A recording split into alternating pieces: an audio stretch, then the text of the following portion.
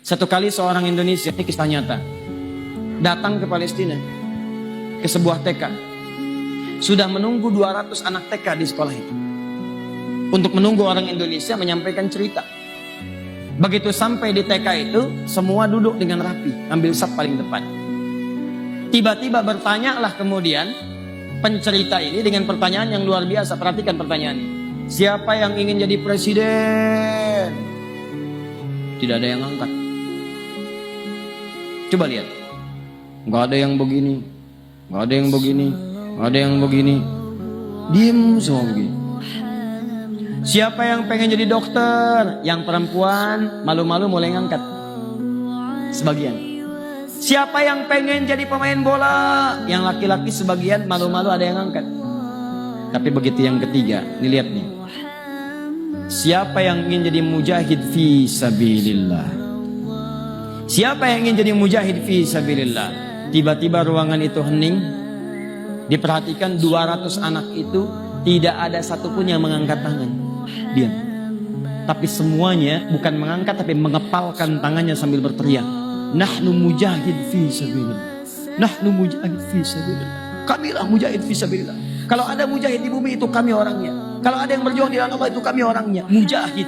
Maksudnya apa? Semua kegiatan mereka. Mau jadi dokter kah? Mau jadi apakah? Mau jadi pengusaha kah? Maka mereka akan lakukan di jalan Allah subhanahu wa ta'ala. Semua di jalan Allah. Anda silahkan jadi apapun di dunia. Mau jadi guru, silahkan. Jadi polisi, silahkan. Jadi tentara, silahkan. Jadi presiden, silahkan. Jadi gubernur, silahkan. Pengusaha, silahkan. Pertanyaan saya, pernahkah Anda menjadikan apa yang Anda kerjakan itu karena Allah? Jadi orang tua, iya. Tapi apakah saat mendidik anak Anda kerjakan karena Allah? Ini saya tanya pada ibu, pada bapak sekarang nih. Bapak tuh nyekolahkan anak sekarang, mendidik sekarang, itu karena Allah atau karena ingin anaknya pintar? Anda merawat anak itu karena sayang atau karena Allah? Jika Anda hanya kerjakan untuk urusan dunia, saya sekolahkan anak hanya karena ingin pintar saja, maka ini masih dunia. Jangankan Anda yang beriman, yang belum beriman pun mengerjakan itu. Jika Anda katakan sekarang saya merawat anak, saya karena sayang.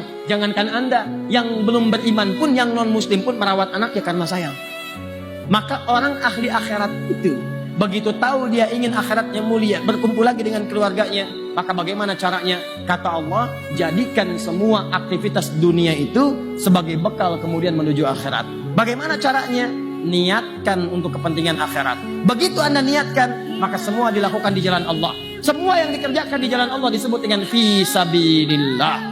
Maka berubahlah namanya dari sekadar kegiatan bahasa Arab disebut dengan amal. Begitu dikerjakan karena Allah fi sabilillah, maka berubah namanya menjadi sholih. Sholih itu segala yang dikerjakan karena Allah subhanahu wa ta'ala. Maka berubah namanya menjadi amal sholih. Kalau banyak yang dikerjakan, cari nafkah karena Allah, makan karena Allah, minum karena Allah, semua karena Allah dikerjakan. Maka jamaknya solihat, amilus solihat. Perhatikan, ketika Allah menyebutkan kalimat surga pertama dalam Al-Quran, Al-Baqarah ayat 25, paling kanan sebelah atas, maka bekal pertamanya tidak ada yang lain. Wabashshiril ladzina amanu wa amilus solihat, anna lakum jannatin tajri min tahtihal anhar. Berikan kabar kepada orang yang beriman, kata Allah, kalau kalian pengen masuk surga, pengen ke akhirat, silahkan. Saya berikan kamu senang di dunia, kamu juga senang di akhirat. Jangan sampai dunianya sengsara, akhirat senang. Atau maaf, dunianya senang, akhirat sengsara. Allah menginginkan dunianya senang, akhiratnya senang.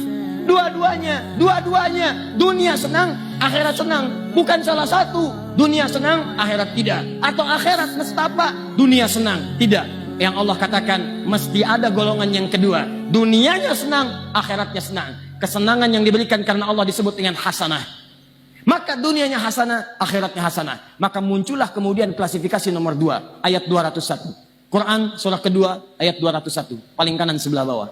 Wa minhum may yaqulu rabbana atina fid dunya hasanah wa fil akhirati hasanah wa qina adzabannar. Inilah apa yang harus kita petakan untuk sampai pada golongan yang kedua ini. Jadi dunianya sukses, akhiratnya bahagia.